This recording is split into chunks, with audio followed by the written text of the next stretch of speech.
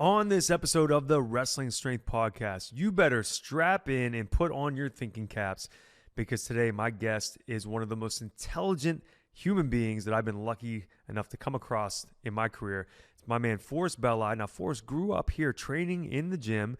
He wrestled for local Northridge High School where he had a standout high school career, went on to wrestle in the Ivy League at Princeton University, and now is in the process of writing his senior thesis, and he's writing about how to stop people from becoming radicalized online and committing political violence. So we got to really cover the full spectrum today, not so much about hot button political topics, but about how our government is supposed to work, maybe why it doesn't work as well as it should, and what you, the individual, can do to help it work better. This is a really great, informative episode for anyone who likes to pay attention to current events. Let's roll to the show.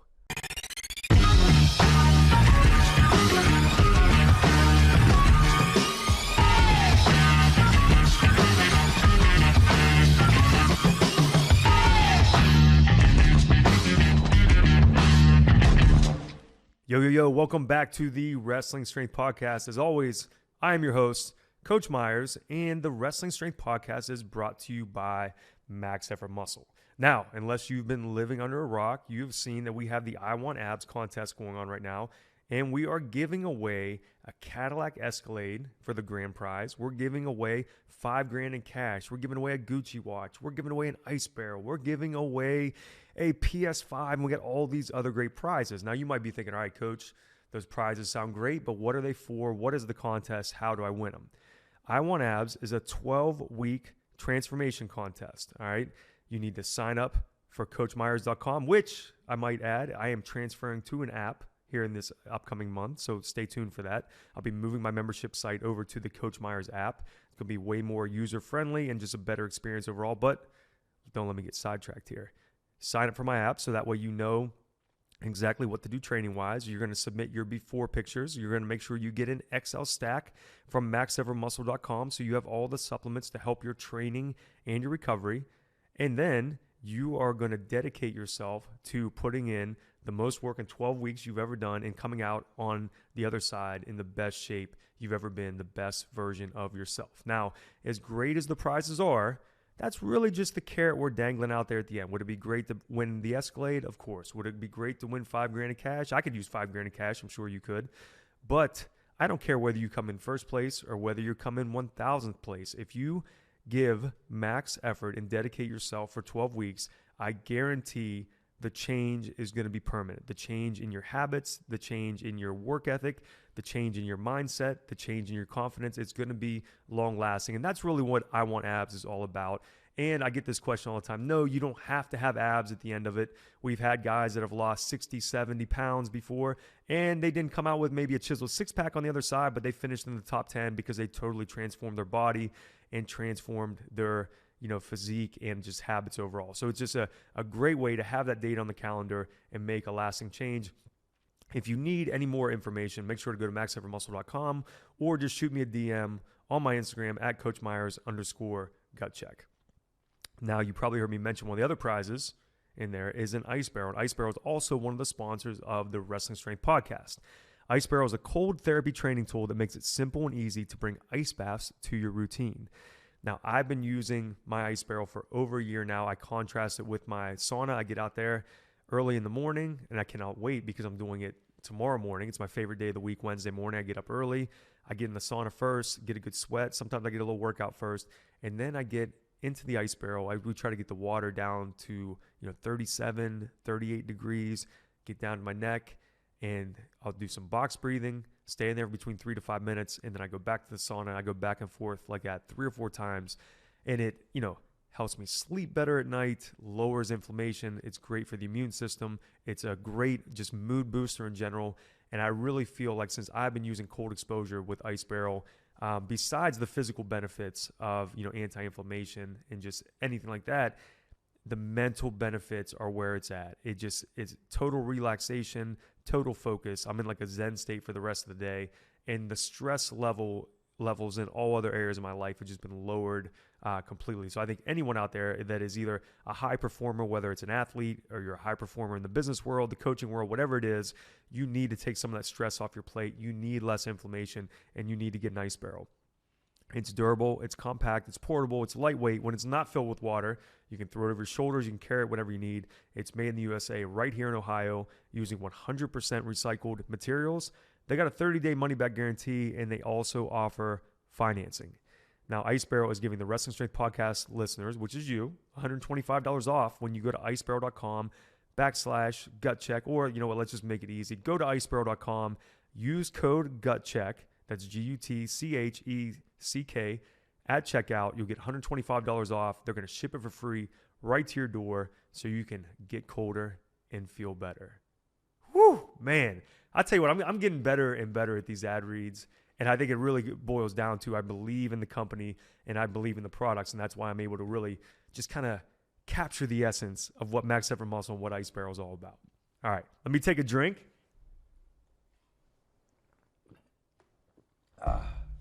There we go. Whew, man, it's hard to talk that long uninterrupted.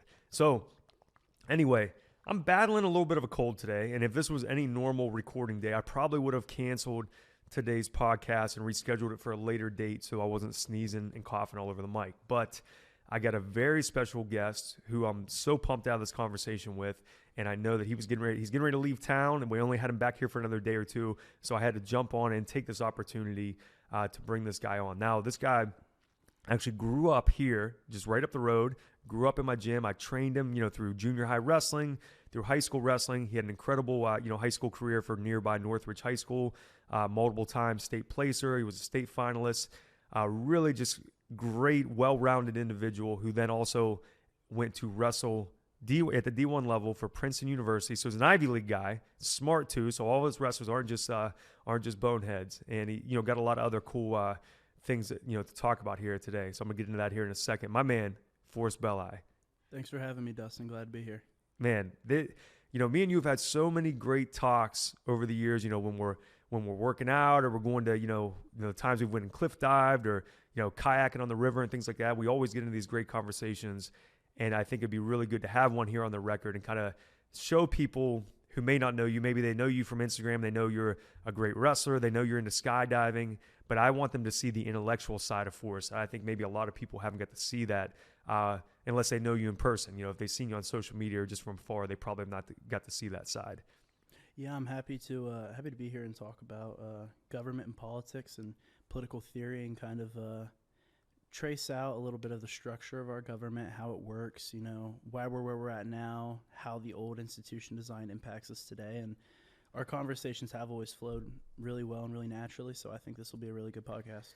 Yeah, I think, especially now, politics has become, so polarizing. And this isn't one of those things where I want to have, my buddy on so we can talk about the hot button issues and talk about politics. I really want to learn more about how government works or how it is supposed to work in theory, or maybe what some of the reasons why it doesn't work as efficiently as it should. So tell us a little bit about, you did an internship this past summer in DC.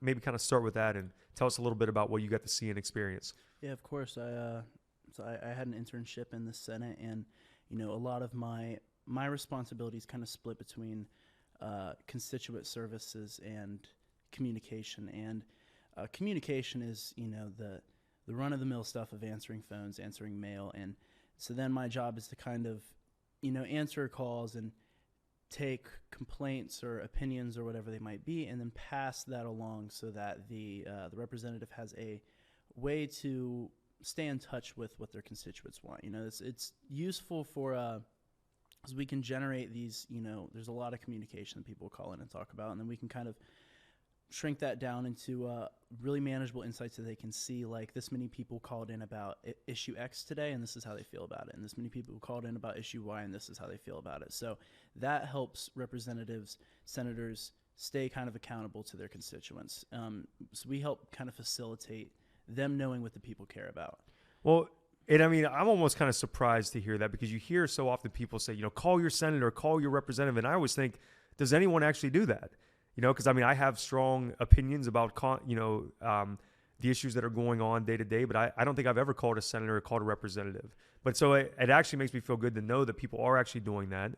But do you find that it's really people do it when they're very passionate about an issue, or if it's an issue that's very polarizing, or what kind of gets the run-of-the-mill stuff that comes into a senator's office?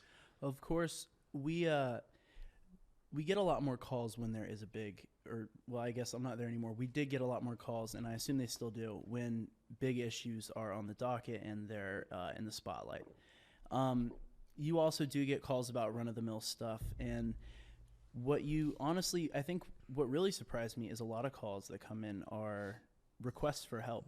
And I really wasn't aware how much a congressional office can actually help people. So we'd get calls about people whose, tax refund might be late, or people who are having a tough time at getting help at the VA, or people who were having a tough time, like their Social Security check had come late. Just all sorts of things like that, where we have a contact who can help that constituent faster than, if the constituent called that department by themselves and tried to work through it and said, they called the office, they asked for help, take down their information, and I'd pass it along to a contact who could help them. And I think that was honestly the most I didn't even know that would even be an option for people. Yeah. I'm like, my Social Security check is late, I can call my senator and he can push a button to try to get someone to talk to someone to make sure it gets there. It's a lot of it comes down to the staff. The staff will there's staff in every location. We have staff that handles the Social Security help, and staff that handles this part of the help, and it's honestly incredible what staff in Washington, D.C. can do. And I mean, that was probably half of our calls, I'd say, were requests for help. And even before coming in, I really didn't know how much of a part of the job that is that offices do. Yeah, I really had no idea that. That's good to know, though. Next time my cat's stuck in the tree, I'm calling my senator up. Okay, so you've kind of talked about what you got to experience there at the very day-to-day level. But let's back out a little bit, because I'm sure, I consider myself to be, a fairly intelligent individual. I got good grades. I paid attention in class. I graduated from college. I pay attention to current events. But I don't know whether it's just been lost over the years. It's been so many years since I was in a civics class. But I still, when I see things on the news, I still kind of have a hard time grasping how the government is really structured. I mean, I understand the basics with the three branches and how they're supposed to function, but like on a day-to-day basis of how bills get passed, how things get done, how laws are enacted and enforced, I don't know if and I'm sure a lot of people are listening, don't have as clear of an understanding. So break it down for the wrestling coaches, the wrestling moms out there in the world that are listening. How is our government at least set up and supposed to function? Of course, this is all political theory, and I really, and institutional design, and I love that because there's nothing left or right or partisan here. This is, questions of institutional design that people on similar sides of the aisle can agree and disagree on. And taking it as far back is because obviously we're still very impacted by the original design, but we also have new things to consider that I think have impacted how government works. And starting with the beginning, our first try at government was the Articles of Confederation, and which, until you bring that up, I forgot that was even a thing. Right. It was kind of like the failed first draft of our attempt to nationally govern ourselves. And I'm not an expert on the Article of Confederation, but the national government didn't have enough power to really be a government, which is part of the reason that I think they scrapped it and went to the next constitution. But this there was a real challenge in creating a constitution that the state governments would agree to, because there had to be this division between state power and national power. And obviously, in the shadow of leaving England and King George's tyranny, a lot of state governments, local governments, people were kind of fearful of having a national government, and they were very, very cautious about what role it should play. And that led to a lot of deliberation. And it's the government as it was back then. There was, a huge difference. Something that a lot of people don't know is the Bill of Rights didn't apply to states until the 14th Amendment. It only applied to the national government. State governments were given a lot of sovereignty in how they ran their states. So, for example, give us an example of so the Bill of Rights, which would be freedom of speech. Right. So that didn't apply to states. It only applied, the national government couldn't infringe on someone's freedom of speech, but a state could. is what you're saying at that point. And I haven't studied state constitutions. I imagine a number of states probably copied.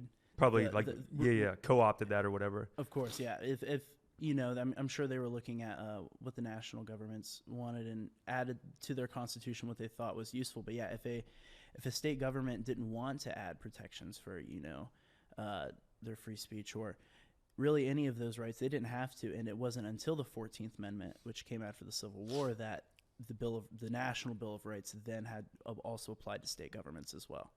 So in the beginning, there was a lot more power on state governments, and that's been a big debate ever since, as you know, the role and the division of power between the state and federal government and what roles they should play.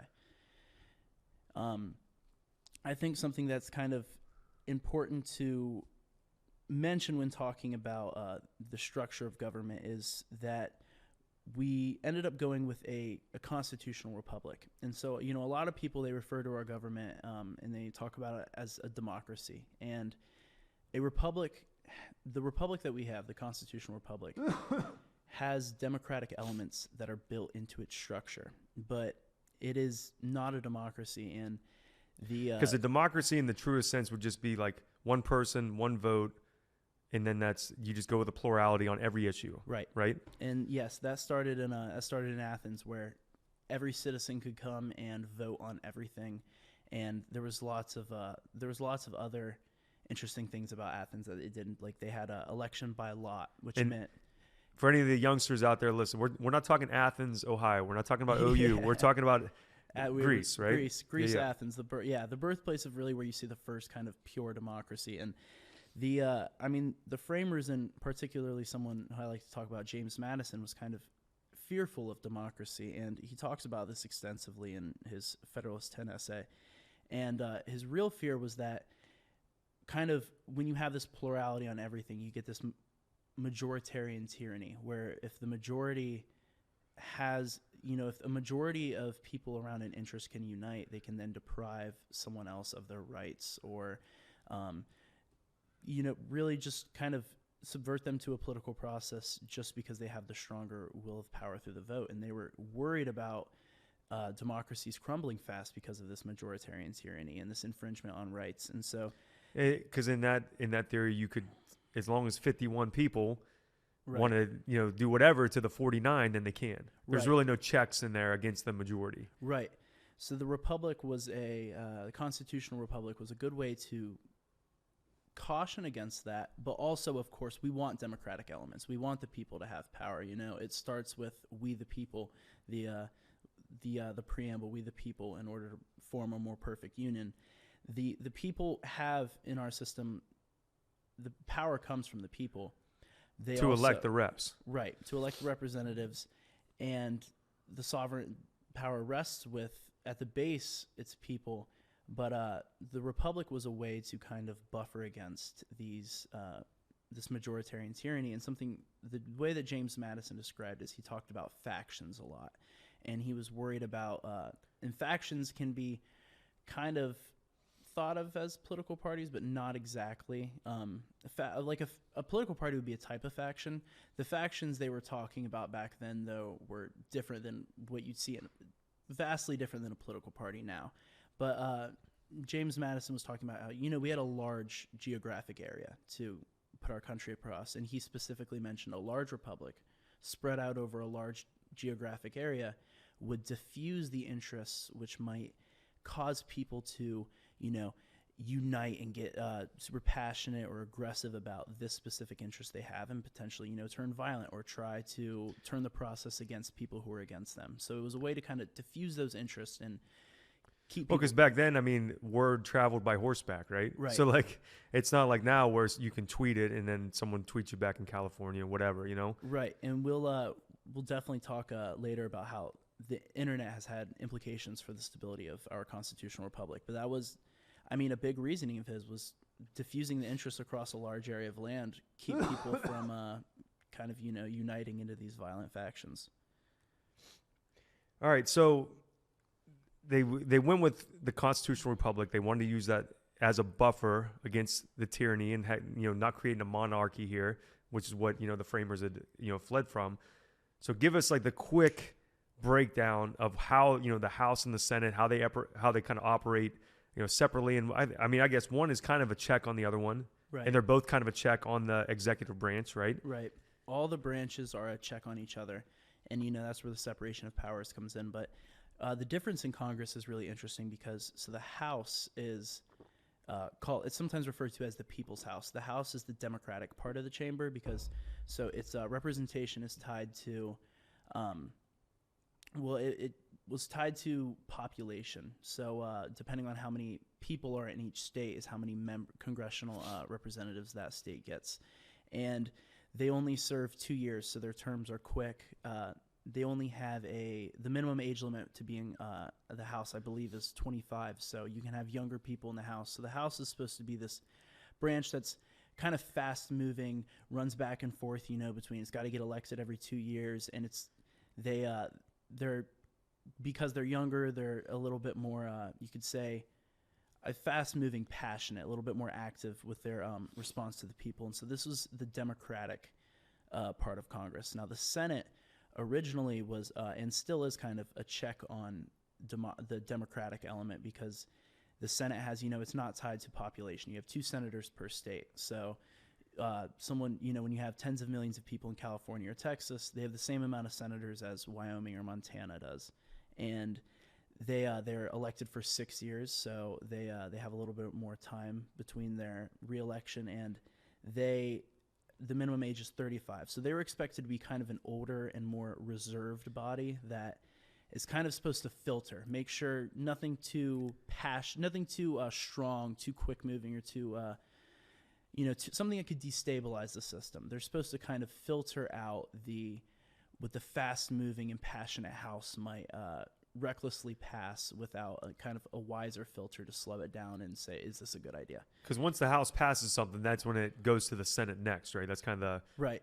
Yeah. And that order, can revert. Sometimes they can go back and forth, and things can start in the Senate, but that is how it can work. And one thing to note is until the 17th Amendment, the Senate wasn't elected. The Senate was actually appointed by state legislatures. So your state congressmen would convene and then nominate a senator. And so it used to be even a much more powerful check on democracy because, they weren't even accountable to the election process. They were appointed by your state representatives. And after people were mad about that, the 17th Amendment was passed, making senators direct election. And of course, all these people are accountable within their own election districts. They run in their own district.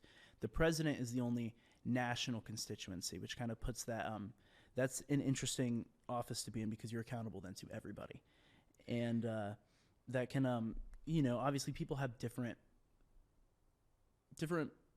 considerations where they're at. Like, and we'll talk about this more later, but like a Democrat or Republican in one state doesn't have necessarily the same considerations as a Democrat or Republican in another state because each one has its own government and considerations. But the president, then being accountable to everyone, has an interesting role to play in that regard. Well, when you say someone is held accountable to their constituents, like I think in theory that's the way it's set up, but I feel like so many people, and maybe this is going to get off topic here, but I think so many people have kind of checked out from what politicians are actually doing or what their representatives are actually doing, that they're then just looking at kind of the brand label, like, okay, I'm labeling myself as a Democrat. This guy is a Democrat, so I'm going to vote for him. Or I'm a Republican. She's a Republican. I'm going to vote for her because they fit my brand, as opposed to holding them accountable for what they're actually doing.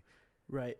This is that is true. This is kind of the new style of government that I wanted to kind of touch on is what I'd say is party government. I'd say party government is distinct from what the framers had in mind when they created government. Now, of course, party government still exists in the institutional structure of the Constitution, and it's important to note that with those things I described between the House, the Senate, the President, government was designed to be slow-moving. It was designed for it to be hard for the national government to do something unless there was a broad consensus that this was a good idea. And that's because, to pass the House, to pass the Senate, and then to pass the president's desk, that is very hard. And with that's how they originally kind of thought of national government being. party government is kind of this new emergence, and I'm kind of borrowing from this political scientist who I really like named Schneider. He said he credits political parties with what he calls making modern democracy work. And the argument there is that, when the framers set up the government, they obviously didn't think everybody was going to be voting. There were restrictions on who could vote, but one of those was this. Yeah, so back then, no women. Right, no women, people of color. No people of color, only people who own property. I believe it was I don't know the exact laws, but I believe there's property owning provisions in there. Like you had to have some property or something, and so a lot of that comes down to when we think of the people who designed.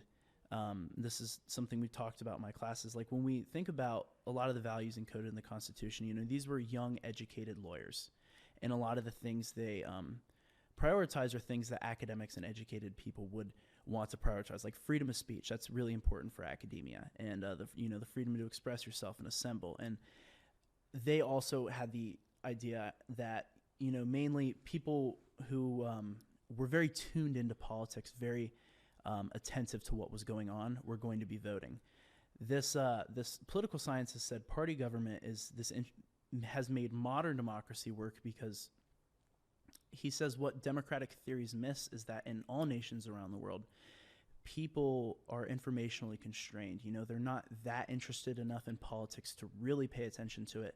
And they also, and because of that, because they don't pay a lot of attention to it, they don't always know exactly what's going on. They might be uninformed on certain things. They might have, missed their purview.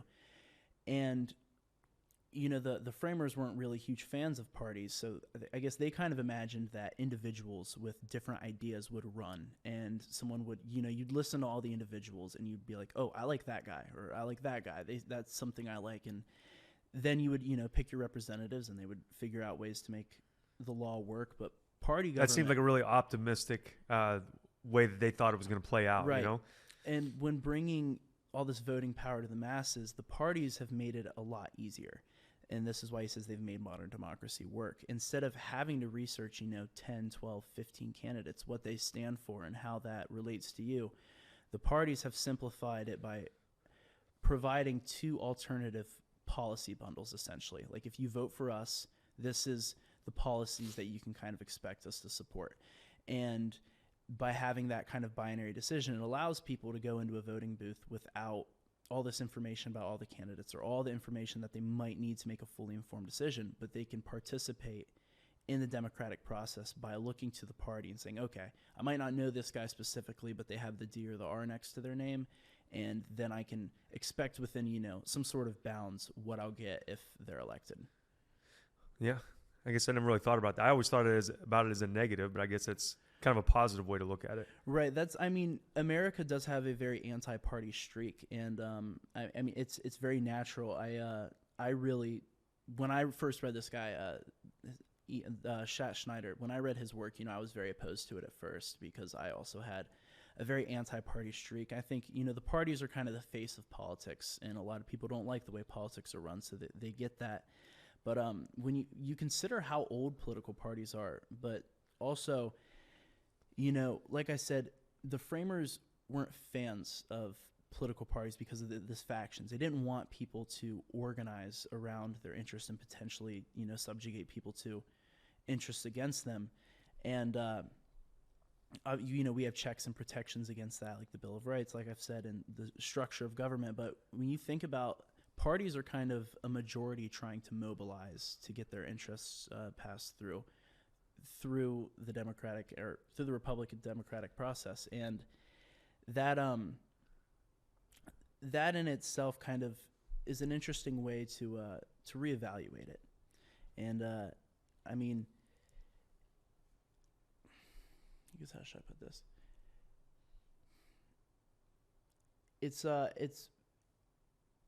It's really cool how they I don't know if you say cool, it's very impressive how they've managed to organize so efficiently within a constitutional structure that makes it very hard to. And this political scientist argued, there's an anti-party and a pro-party part to the Constitution. And the anti-party part is the separation of powers, the three different branches. Like, it's incredibly hard to get legislation through the government without bipartisan support. I mean, like 96% of bills analyzed in like an 8-year period, of all those that went on to be a law, like 96% of them required some bipartisan support and the endorsement of the minority party's leader. So, well, and that it probably, because of the way it's set up, it leads to a lot of concessions. Like if if I want to pass a law and I'm in the majority, then I got to make sure that I make some concessions and don't make it too harsh for the minority, or else it's never going to get passed. Right. It's a system built to induce compromise, or to lead to gridlock. Right. Which that's I mean, yes, in some the institutional design that they went with, it does bring about gridlock, and we'll definitely talk about that. That's kind of the anti-party part is just how hard it is for a group to organize and then get their interests passed through the law. But the pro-party part is, in the Constitution, is the right to assemble. That's the most basic one of the most basic parts of the First Amendment. And the right to assemble can be found in everywhere. It's in your labor unions, your teacher unions, your like people representing agricultural interests or like manufacturing interests.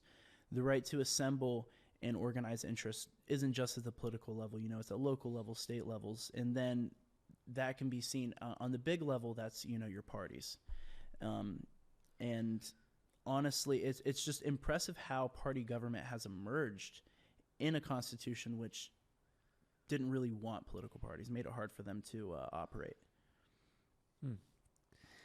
Yeah, and I guess I always kind of just assumed that it was set up for there to be, kind of rival political parties.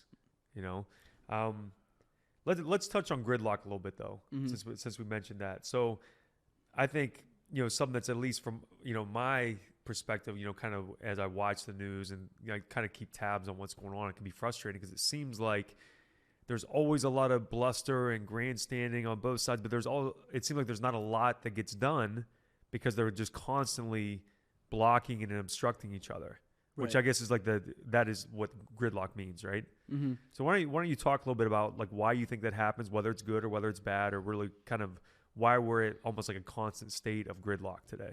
Right. So yeah, I mean, we have been experiencing a lot more gridlock, and I mean, you look at Congress is a lot less active at turning out legislation than it was during the 20th century, and of course, some people consider this bad, and then others, your Madisonian types who do want national government to move slow unless it comes to some sort of broad consensus that everyone can get behind. So when you say Madisonian, tell us what that means. Like a James Madison subscriber to institutional design. Like gotcha. Okay. If that's your governmental philosophy, you might say, you gotta remember you're talking to a non-Ivy League guy over here. if that's your philosophy on how government should be designed, then you're thinking government's actually working exactly as it's intended to. And so to some people this is bad, to others it's good, but regardless, the reasons for enhanced gridlock today, there's multiple. One is polarization between parties, which we'll talk more about that later, but bicameral conflict. Bicameral conflict is conflict between the House and the Senate. So you might have a Republican House and Senate or a Democrat House and Senate. You can have one party controlling both, but they might not be able to agree on some sort of issue or how to resolve it because of multiple things. Like I said, there's different considerations of who's typically elected for the House and Senate, but also you have a third of the body elected. Well, the House is elected every 2 years; they have to go up for election. But the Senate, it's a third at each time. So they're staggered, right? So each Congress is kind of a little different snapshot of what the people kind of want at any given moment. So that can obviously complicate things. You have a senator who was elected 4 years ago when people had this idea of how government should work, and then you have the House elected a year ago. Because probably when someone gets elected or who gets elected has a lot to do with probably the current climate of what is going on in the news, what's going on in the nation in general. Right. We're not the same country we were 4 years ago, pre-COVID or whatever. Right. We see shifts in government that reflect kind of how the people are feeling about things, and that can lead to the staggering of that can lead to some bicameral conflicts, even if there's the same party. And then, there's electoral considerations that can make it hard. Like I said, Democrats in New York and Democrats in Texas might have different ideas of how government should work. So there might be a time where, or we've talked, Senator Manchin from West Virginia, he a lot of times he might not fall in line with what the other Democrats want, but that's because Democrats in West Virginia don't necessarily want what Democrats in New York want. And so when you have someone like Senator Manchin who might lose his seat if he gets more active and falls in line with the Democrats more often, then he has this electoral considerations that might come before probably his considerations to his party. And on top of that, then there's divided control of government. If we have a Republican controlling the presidency or Congress and the Democrat controlling the presidency, like divided, between them, there's not one party rule. Or competitive races, the elections have become a lot more competitive lately, a lot closer. And then you think when someone is in a, let's say if I come from a district where it's very, very safe for me because I've been elected, so many times, and I have a huge, what do you say, plurality? Is that the word? Or majority of the vote, whatever. Yeah. Then do you think that kind of allows me to a little bit, maybe more govern the way that I want or the way I think I should? I'd be less kind of subject to compromise than if I'm in a competitive district, then I'm like, hey, like I got to be careful or I'm going to lose this seat. Ironically, it's actually the inverse of that. And that's because, so if you're in a safe district where you don't, say you're Republican and you don't have to lose, you're not worried about losing to a Democrat, or vice versa. You're a Democrat, not worried about losing to a Republican. Your competition isn't the other party, it's your own party. You're worried about getting primaried. You're worried about getting primaried. And typically, some of the times the easiest way to get primaried is to not be enough of a hardliner. We've seen this recently. Moderates are getting primaried by more hardline representatives who promise to be more partisan and more. I remember hearing like different. I think it was state reps. They were retiring because Trump was threatening to primary them. Right. I mean? So like you hear these things, but you don't really understand the ramifications or what it means. Right. That's a good example. A lot of people who kind of who were at odds with Trump got primaried in this election cycle and in their own primaries. And so that's a big consideration for people in safe districts is, are they being, loyal enough to what their own party and what their own constituents want? So the flip side is then if you're in a competitive district, you're more worried about the other side. Your party is not going to risk primarying you or whatever. They're going to kind of fall behind. So you're so it's actually the opposite of what I thought. Right. It's not super cut and dry. Like you can be in a competitive district and still get primaried. One example is like the Maryland governorship had a pretty moderate Republican governor until in this past election cycle.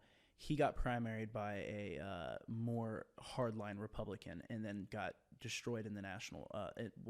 I don't know the exact specifics, but he got beat in the national vote. And there's an example of, a moderate Republican governor might have the appeal to win in like a purplish state like Maryland where you have Republicans and Democrats. But when the hardliner wins the primary, the party kind of, laments because, I think that's the right word, laments.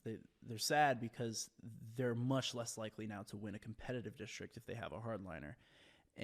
But I mean, this comes down to the voters. It's who shows up at the primary. The party can want the moderate to win for simply because they don't think the hardliner is going to win the general election, but it depends on who the voters vote for in the primary.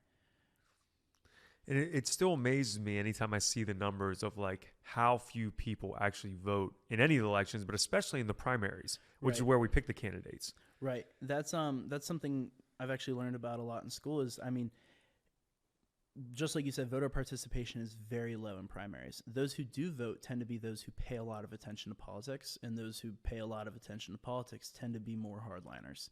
They're more interested in politics. They're more active in following it. They're going to be more polarized one way or the other. Right. Exactly. So they'll tend to vote for the more hardliners, and that's another reason why we see more hardliners coming out of primaries. So this is kind of like trickle up politics here, yeah, of why we're getting more hardline candidates, because it does seem like, or at least this is what you see in the news, it just seems like within the parties we're seeing more, you don't hear much about the candidates that have just been like nose to the grindstone doing their job and they've been elected so many times. you see the ones that are new, fresh faces that are very polarizing. Right.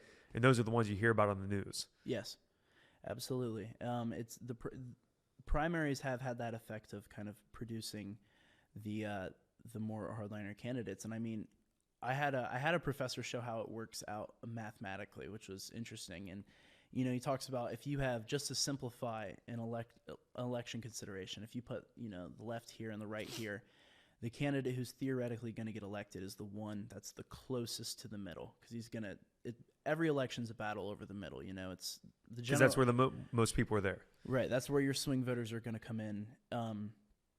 But when it's a primary, you no longer consider that other half. It's a battle over the party, and whoever is spaced between the more extreme and more moderate members is mathematically more likely to win. So that puts a moderate at a less of a chance to get the vote. Wow, that's fascinating. It's very. I mean, it is very interesting when you break it down. A lot, but it makes a lot of sense when you look at it that way. All right, so let's talk then about kind of the negative aspects of this. Well, of course, the negative aspects of this are when Congress can't really function or respond to what a broad consensus of people want. That's where even a Madisonian type might not like gridlock and might, think that it's inhibiting basic government function. And one of these things might be, right now, we have a debt ceiling that it's in the news and we've been talking about that might get hit. And one of the things about the debt ceiling is Congress will authorize it'll authorize how much to pay, but once that payment is about to hit the debt ceiling. So let's back up first and just explain to me, give me like the 5-year-old's answer of like what the debt ceiling is. Right. So the debt ceiling is, how much money we're able to borrow.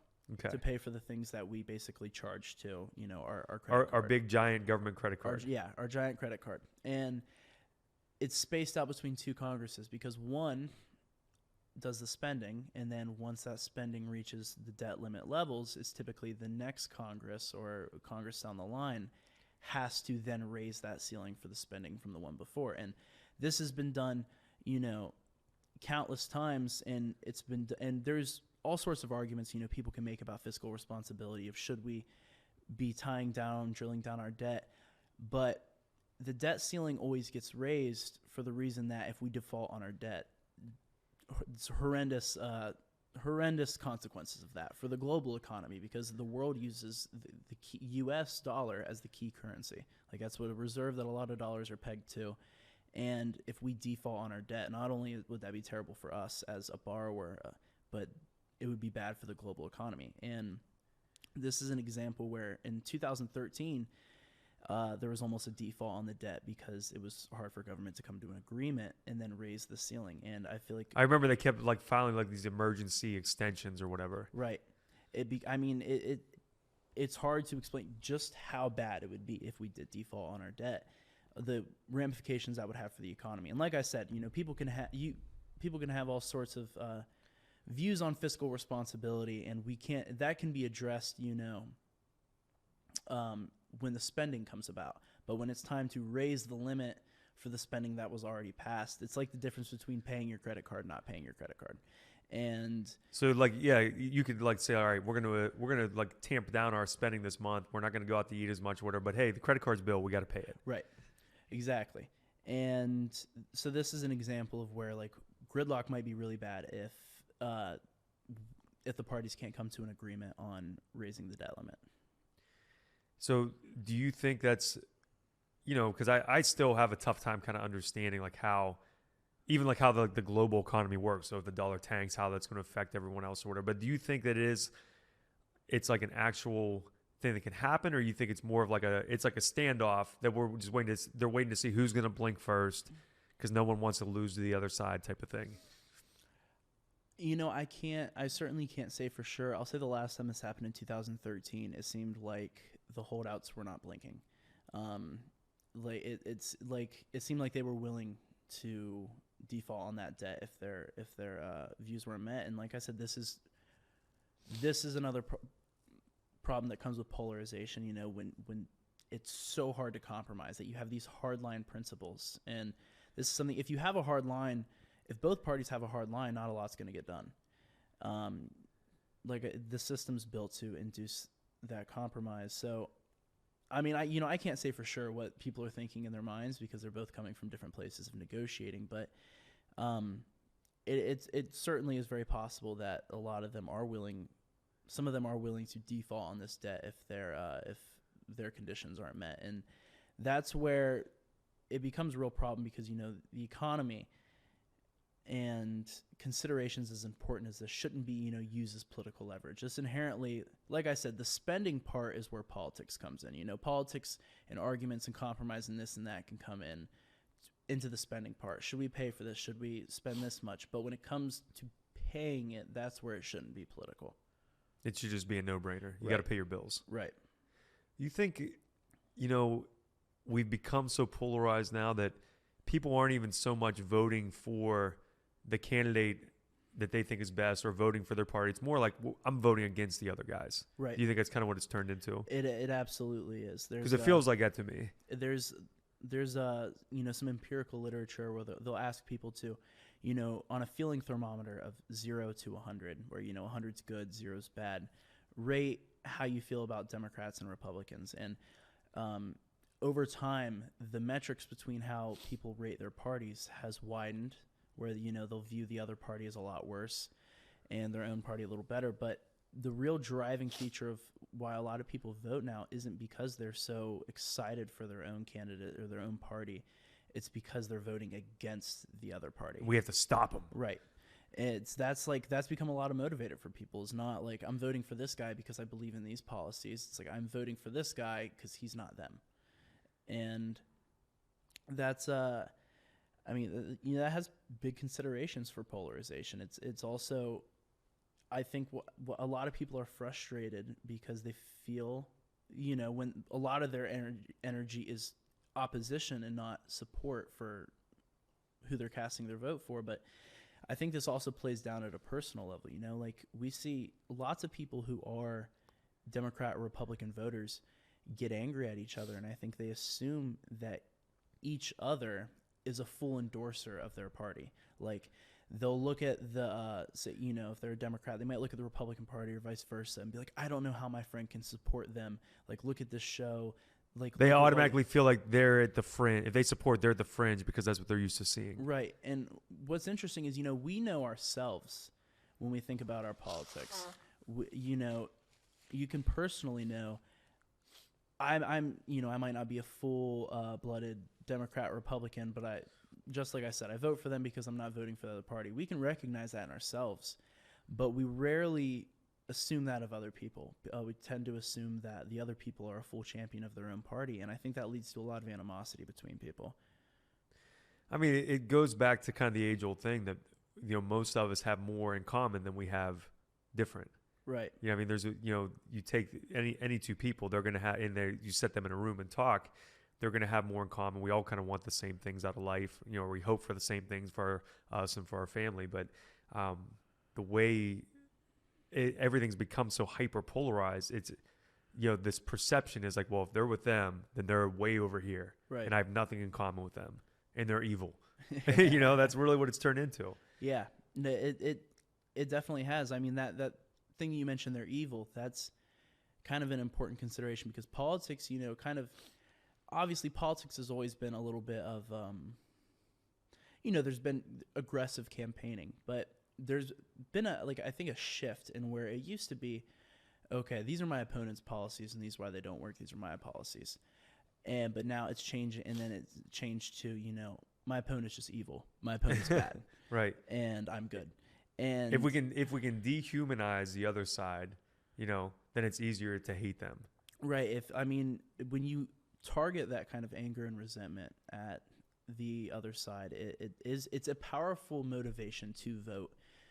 And even though you might want someone to support, ideally you want someone to vote for you because they support all of your policies, but it's a very powerful motivation, maybe even more powerful, to get people to get out because they really don't like the other side.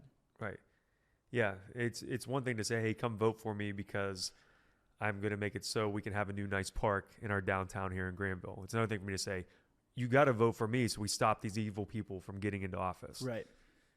Yeah, it's crazy. I mean, how do you think it's gotten to this point? I mean, I have a theory why, but I want to hear what you think. Well, I think with polarization, I think that there's a big political science debate about whether it's been bottom up or top down, and what that means is, are the people becoming more polarized, and then subsequently, through the primaries and through this and that, the representatives then become more polarized, or is it top down? The representatives became more polarized and the people followed. I personally kind of believe it's the bottom up, but this is a big political science debate, so I'm certainly not the ruling authority on that. I would think bottom up.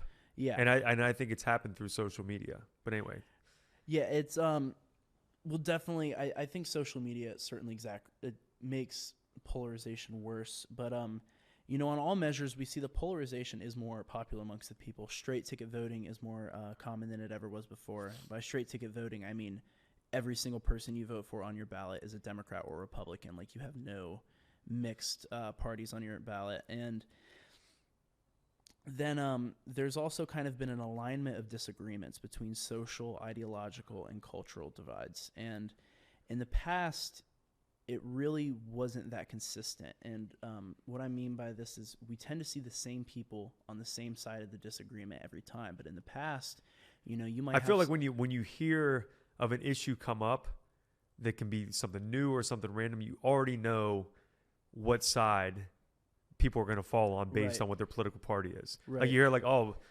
there's a controversy about gas stoves. You already know what side the Republicans are going to fall on, which side the Democrats, but without even knowing anything about the issue, Right.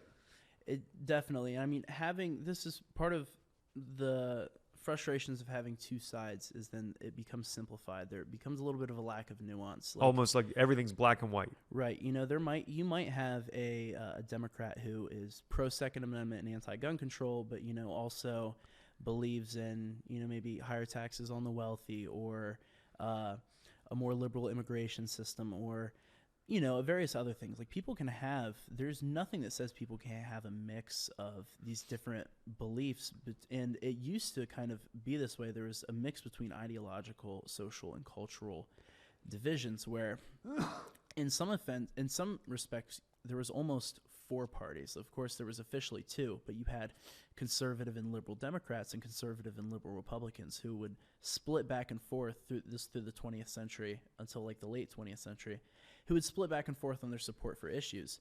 And nowadays, though, same people are on the same side of the division every single time, and I think that that makes polarization a lot worse. Because this is something this same political scientist, Shat Schneider, talked about. He talked about cross-cutting identities. So if I'm that person who has policy beliefs that align with Democratic and Republican ideals, and I'm not always on the same side of the disagreement, I might be able to look at you, say, we disagree on something, but we agree on something else. Because I know that we have some shared ideas, we have some shared identities and some shared interests. It can help me it's empirically, it can help me be more tolerant of your dissenting views and more understanding. Because we still have the common ground that we share. Right. We're not completely divided. And so having those cross-cutting identities really helps people compromise and understand each other more. But when it's the same people on the same side of the debate every time, always divided, you lose that cross-cutting identity and that ability to find common ground or see a common place to meet. And people just seem so effectively different than who you are, and that obviously is pretty bad for polarization. Yeah, I mean, once again, I feel like we have more in common with each other than what we realize. Absolutely. There's another consideration is, there's kind of a more homogenous sorting now geographically. Like, rural areas have become more conservative as time has gone on, and cities have become more liberal. And this is because, people seek out areas where they feel comfortable, and part of this is living where, people feel like people share your values. And that makes intuitive sense, but, it also it makes the polarization worse because we're not really living around people who have different ideas than us. Yeah, I mean, I grew up in a very kind of rural area, very manufacturing heavy, part of the Rust Belt, and it seems like people that I know that grew up maybe a little more liberally, they left and went to the cities, Right. because you don't really feel, they might not feel comfortable living in that environment anymore. Right. And, the opposite end of the spectrum, I'm sure there's people that grow up in the cities that feel very conservative, that don't like the way things are in the city, so they want to get out into the country or whatever. I really think that growing up in areas where you encounter people you disagree with does make you a lot more amicable and agreeable with people and learn how to communicate better. I mean, I also grew up in the local, rural, very conservative area, and now I go to a relatively very liberal school. So I've encountered and I feel like learned how to talk to people who I might vehemently disagree with on a variety of issues, and no matter where they are, right or left, but I think I'm better than my peers at talking with people who I disagree with. Because you've been exposed to these other ideas. And right. I've over time, I've learned a lot about how to engage with people respectfully on things you disagree with. And that's an important thing that I think is lost. I mean, one of my favorite professors, who I do happen to disagree with virtually every policy idea he has, he's known for saying reasonable people of goodwill can disagree on key issues, even the most morally challenging and charged issues. Reasonable people of goodwill can disagree on those and remain civil about it. So, Forrest, tell us about your thesis. So that you're in the process of writing right now, right? Right. I broke ground on it the other day finally and started. Broke ground. I like that. It's so for those who might not know, at Princeton, if you are, we're kind of split into an AB department and then the BSE department. Well, I'm sorry, we're split into two categories of AB and BSE. BSE are your engineers. AB is the other programs and departments, and AB people on the AB side have to write a thesis, which is kind of like a doctorate or kind of like a doctorate, a dissertation. That's dissertation. What I'm looking for. Kind of like it. I was thinking book report, but I knew it was way bigger than that. Not as rigorous, but we're supposed to. Princeton is a research university, so we're supposed to research some issue. And in my department, because I'm in the School of Public and International Affairs, and provide some policy recommendations. And what I'm looking at is broadly, like we talked about earlier. I think that social media in the internet age has huge implications for the stability of a constitutional republic. As we said, Madison endorsed the republic because spread out over a large area, it would diffuse the interests.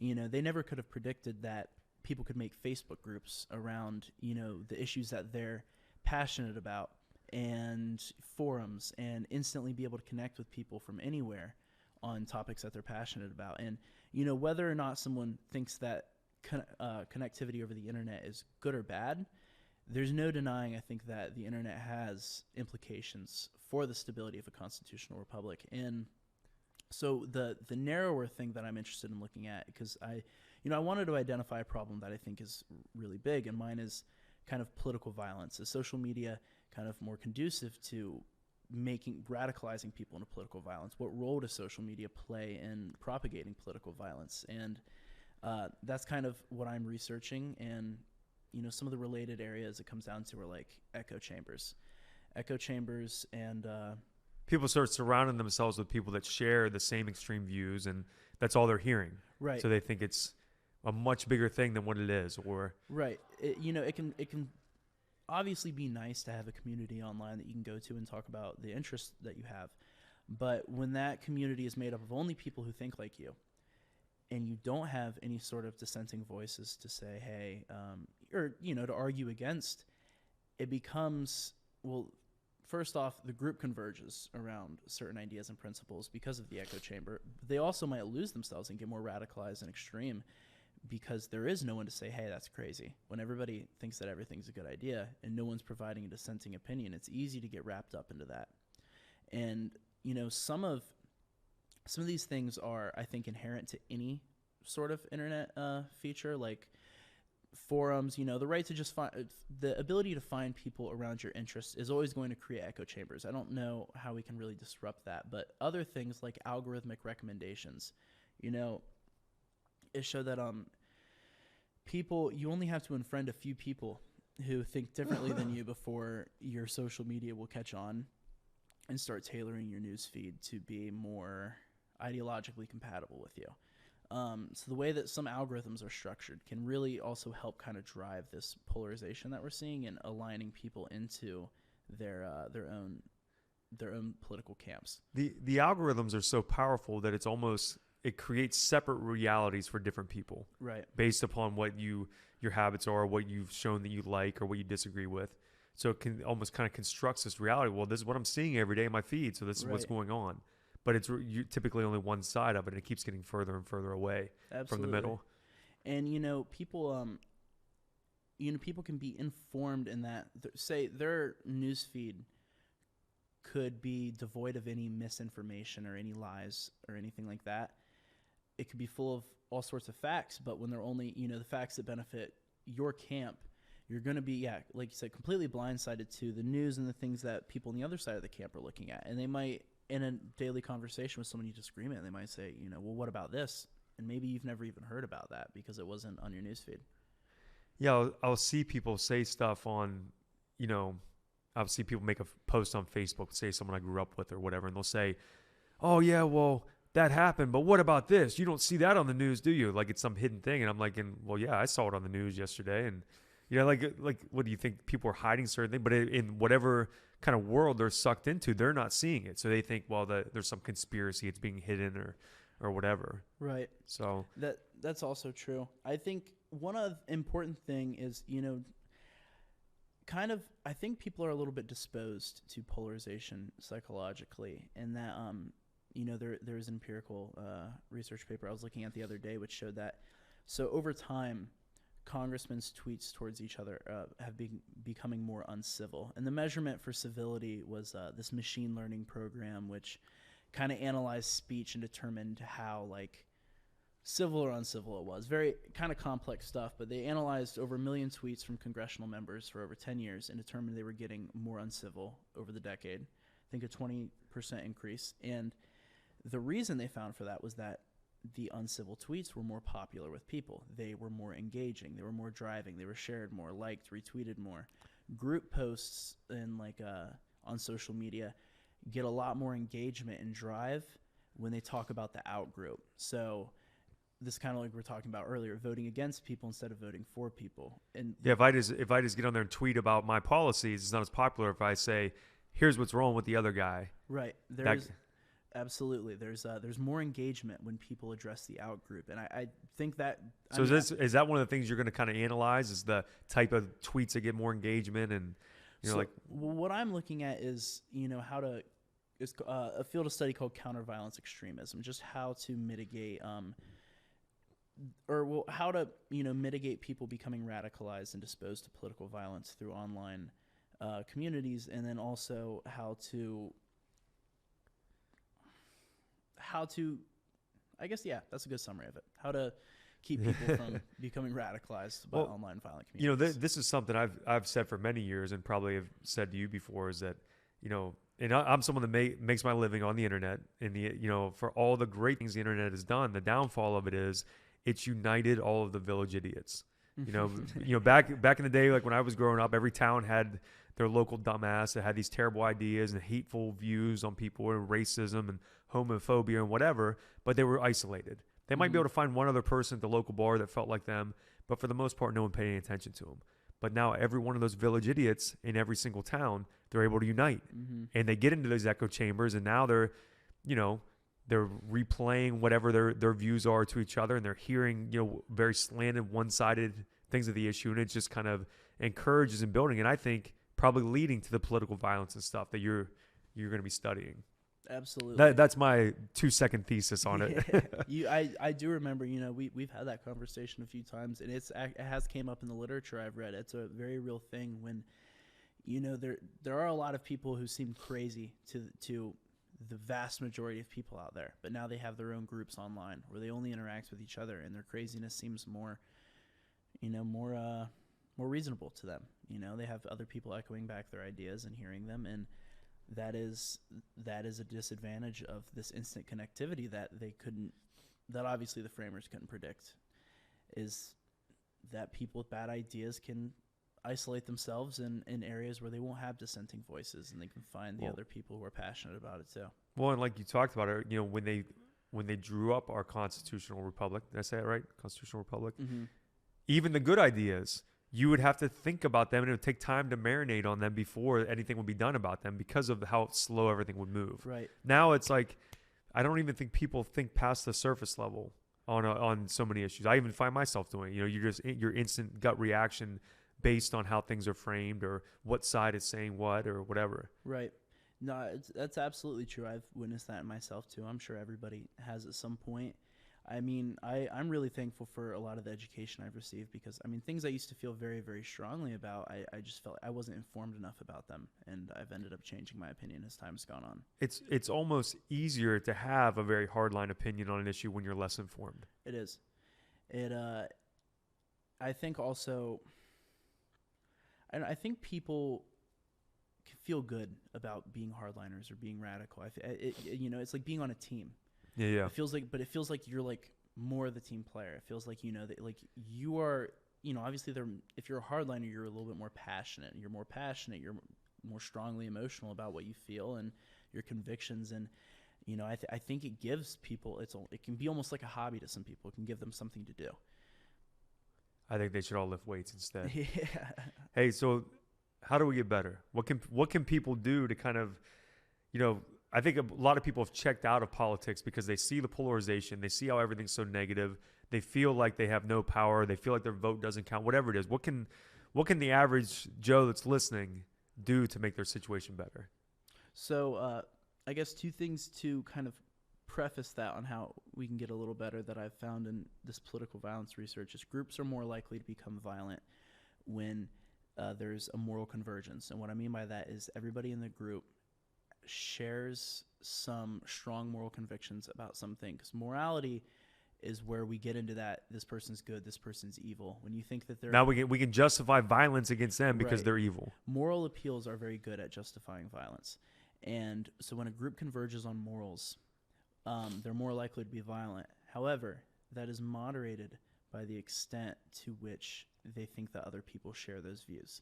So when they think that the majority of people share their views, they feel more emboldened to be violent. But I mean, this is two research papers I read kind of showed results on this, that people are more likely to be violent when their group converges on morals, and also they think that everybody agrees with them. So something that's important here is we need to kind of encourage people to disrupt their echo chambers.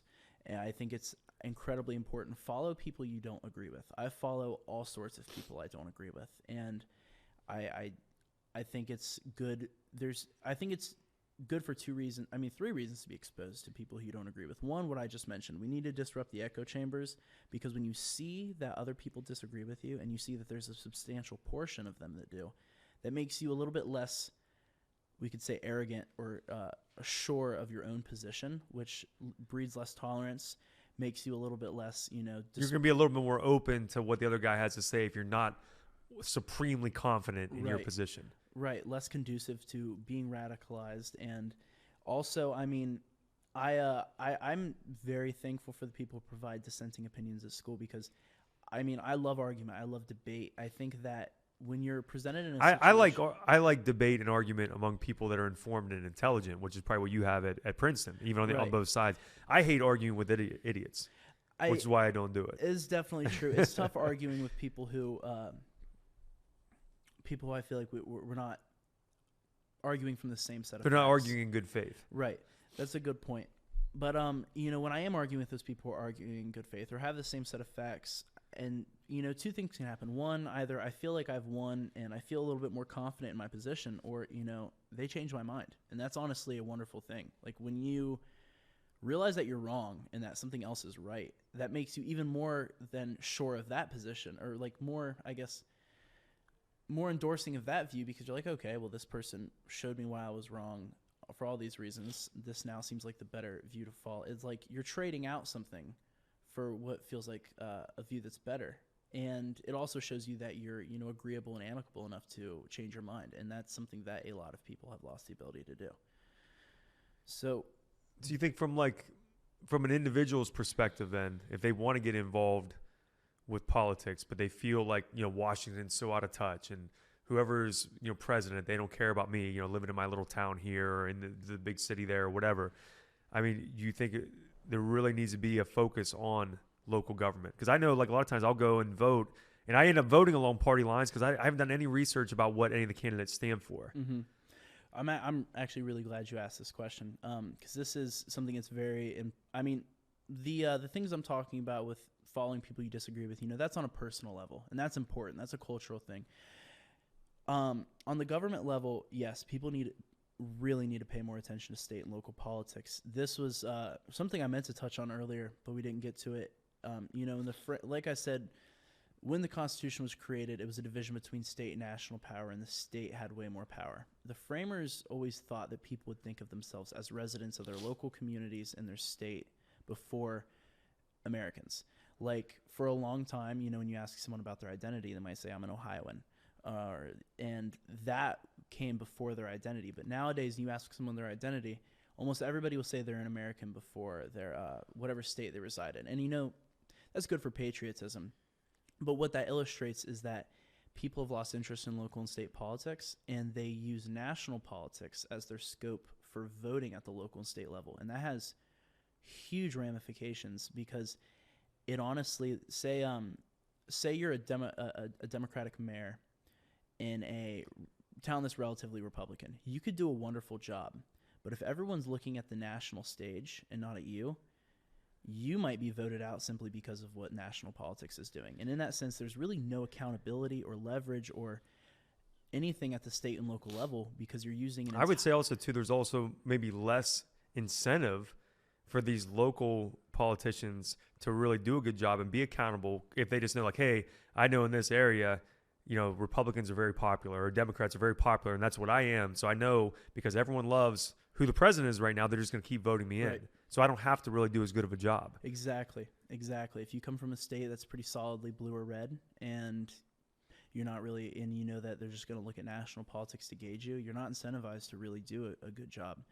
And so I think that, and I mean, it's weird to say fair, but I mean, it's not really, I mean, it's obviously not conducive to good government when you're using an entirely different stage as your reference point to vote at a different stage. And I mean, like I said, you can have local politicians who do a good job and are responsive to the people, but if they're not being measured by the venue of their government, and they're being measured by the venue of national government, which is very different than state and local politics. That's, they're not gonna like get a fair accountability.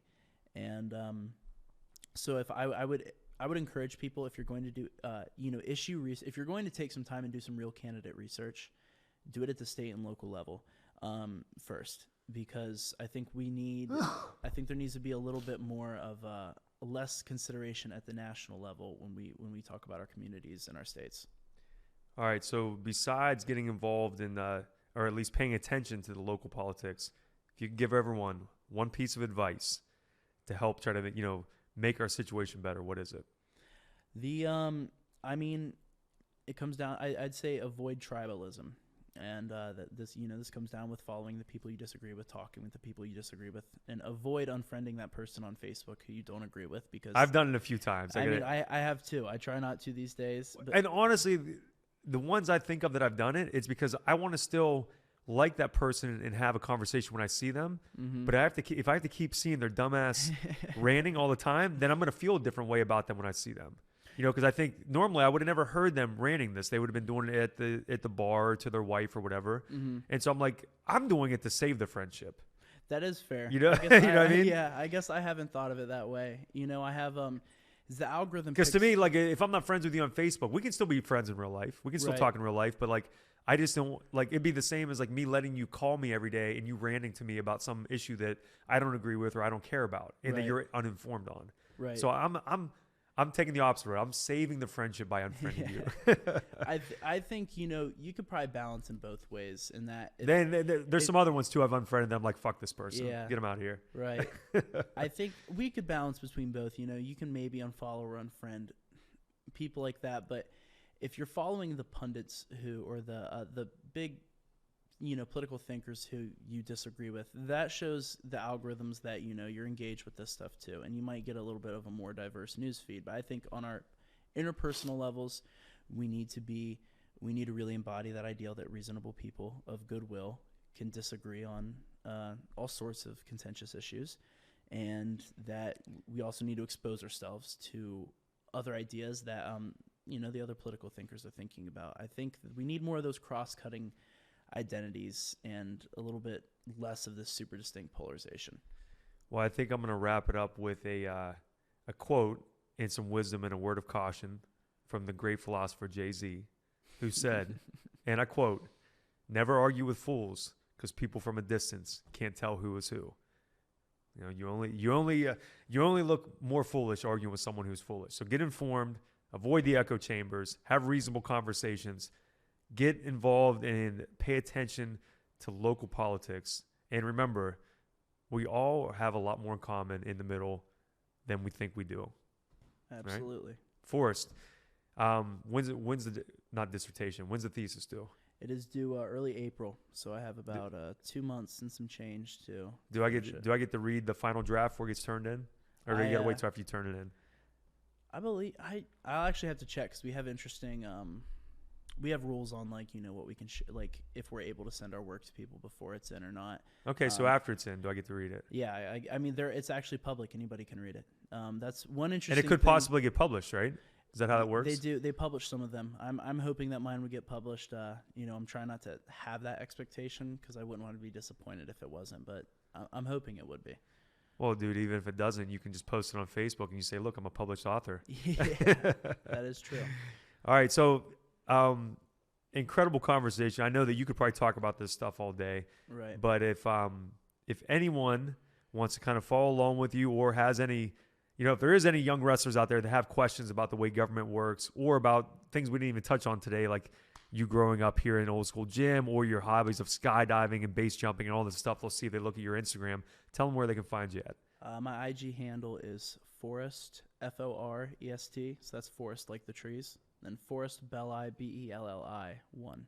All right, so make sure you guys give Forrest make sure you give him a follow and kind of follow along with his adventure as he transitions out of wrestling at Princeton and kind of into this next phase of life. I am super excited to see where life takes you. I know I've known you so long, since you were a kid, having you here in the gym. It's been awesome, to kind of be, your weightlifting coach to a mentor to now we're peers, or at least I feel like we're peers. I know you're like on this level intellectually up here, but to be able to talk to you man to man and, to still have this friendship after all those years, it's been really great. And I can't wait to see, what you're going to do with your life.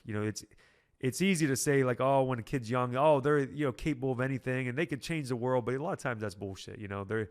Someone's only going to do so much in life because they're going to be limited by their own capacity to kind of think outside the box. I've known for a long time, you're someone that can change the world, Forrest, and I want to see it happen. Thank you. I really appreciate that. It's very kind of you. All right. Wrestling Strength Podcast. We are out.